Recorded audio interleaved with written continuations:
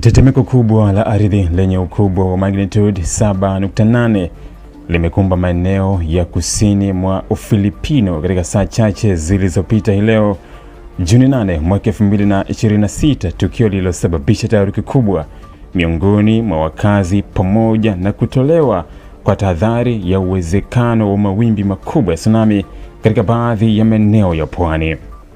Mamlaka za usalama nchini humo zimewataka wananchi wanaoishi karibu na bahari kuondoka haraka katika maeneo ya mwambao na kuelekea sehemu za juu zaidi kwa ajili ya usalama wao, huku uchunguzi wa kina ukiendelea kufanyika.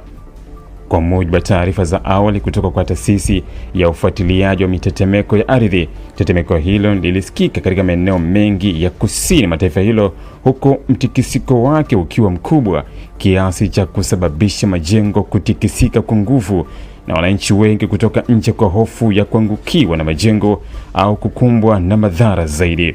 Baadhi ya video na picha za awali kutoka maeneo yaliyoathirika zimeonyesha wananchi wakikusanyika nje ya nyumba, ofisi na vituo vya biashara, huku taharuki ikitanda kutokana na nguvu ya mtetemeko huo.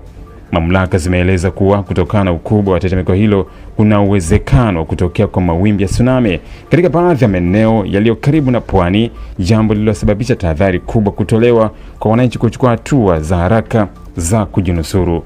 Vyombo vya usimamizi vya majanga vimeendelea kusisitiza kuwa wananchi wanapaswa kufuata maelekezo rasmi, kuepuka kusambaza taarifa zisizothibitishwa na kuwa tayari kwa mitetemeko mingine ya baadaye maarufu kama aftershocks, ambayo mara nyingi hutokea kufuatia tetemeko kubwa.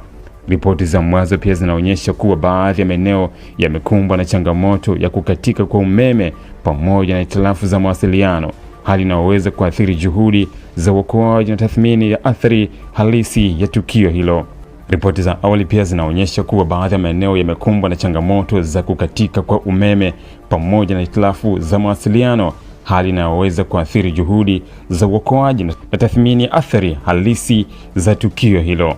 Timu za dharura, vikosi vya uokoaji pamoja na mamlaka za serikali zimeanza kufanya tathmini ya kina katika maeneo mbalimbali ili kubaini kiwango cha madhara, uharibifu wa miundombinu na hali ya usalama ya wananchi.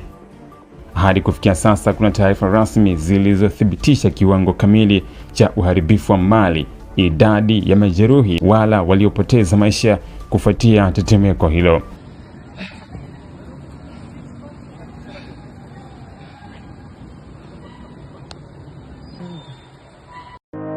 Ili kuwa mwanafamilia bora wa Global TV, usisahau kusubscribe, like, kushare na kucomment.